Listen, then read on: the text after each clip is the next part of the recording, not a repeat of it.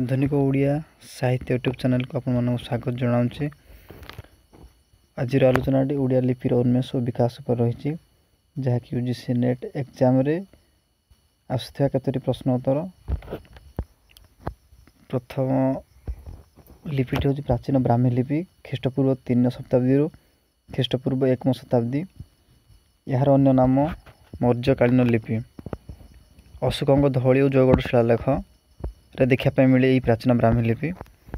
परवर्ती लिपि हूँ परवर्ती ब्राह्मी लिपि ख्रीष्टपूर्व 1 शताब्दी ख्रीष्टीय 3 शताब्दी।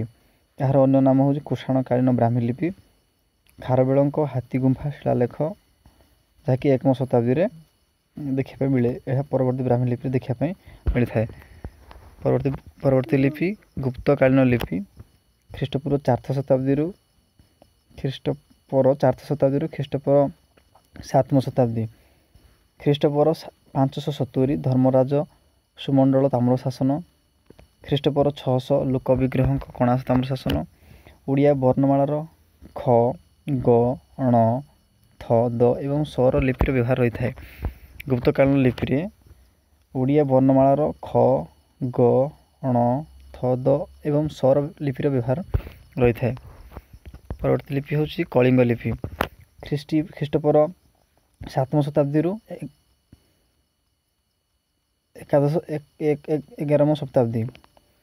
यार अन्य नाम हूँ शीर्षक कंटक कीलक सिद्ध मातृका कुटिल लिपि।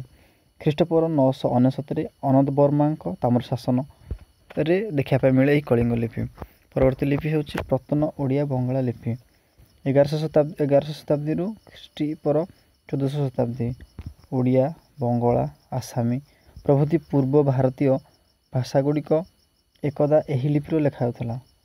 1051 उर्जाम शिलालेख 1384 त्रिमाली मठ ताम्रफलक पुरी 1396 द्विभाषिक शिलालेख भुवनेश्वर नरसिंहदेवंकर प्रतन ओडिया बंगला लिपि देखापी मिले। परवर्ती लिपि प्राचीन ओडिया लिपि ख्रीष्टपूर्व 1400 शताब्दी ख्रीष्टपूर्व 1600 शताब्दी। और अन्य नाम हूँ नागरी और तमिल बटेलुर लिपि 1394 जाजपुर सिद्धेश्वर शिलालेख। गुंठूर जलेश्वर देव त्रिभाषिक शिलालेख। पुरीर जगन्नाथ मंदिर थिबा जय विजय शिलालेख 12टी शिलालेख रही जहाँकि नागरी लिपि। परवर्ती लिपि बा शेष लिपि हूँ आधुनिक ओडिया लिपि ख्रीष्टपूर्व 1600 शताब्दी वर्तमान पर्यंत। एथिरे करण लिपि कचेरी लिपि और पुस्तक लिपि इत्यादि व्यवहार होता है। आधुनिक लिपि यापर ओडिया शिलालेखर विकास धारा उपर किसी रही। अशोक धौली और जयगढ़ शिलालेख ख्रीष्टपूर्व 3 शताब्दी। खारवेल हाथीगुंफा शिलालेख ख्रीष्टपूर्व 1 शताब्दी। एथिरे प्रकृत एवं संस्कृत भाषा व्यवहार रही है। 3 नंबर हूँ माधव वर्मा खोर्धा ताम्रशासन ख्रीष्टपूर्व 700 जहाँकि शब्द कुंभार शब्द से व्यवहार होकर देखा जाए।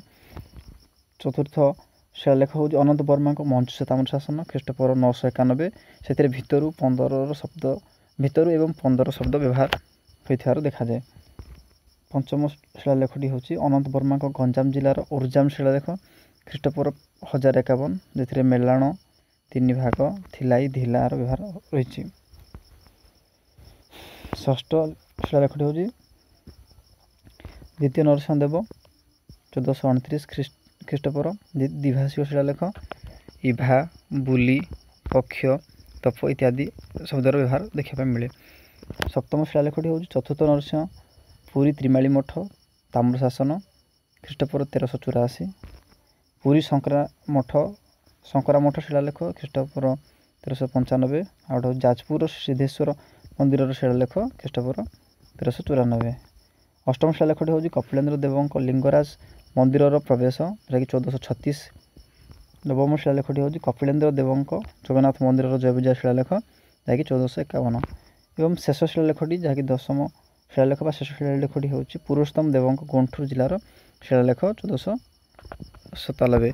तो यही शिलालेख यूजीसी नेट एग्जाम बेले बेले पचारि थाए जहाँकि ये जो अच्छी ये चतुर्थ शिलालेख अनंत वर्मा मंजूषा ताम्रशासन ये भितर 15 यही शब्द गुड़िक यूजीसी नेट रे पचारि थाए।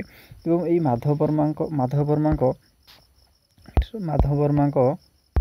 ମାଧବ ବର୍ମାଙ୍କ ଖୋର୍ଦ୍ଧା ତାମ୍ର ଶାସନ ଯାହାକି ଖ୍ରୀଷ୍ଟପୂର୍ବ 700 ଏହି ସବୁ କୁମ୍ଭାର ଶବ୍ଦକୁ ମଧ୍ୟ ନେଟ୍ ଏକ୍ଜାମ୍ରେ ପଚାରିଥାଏ।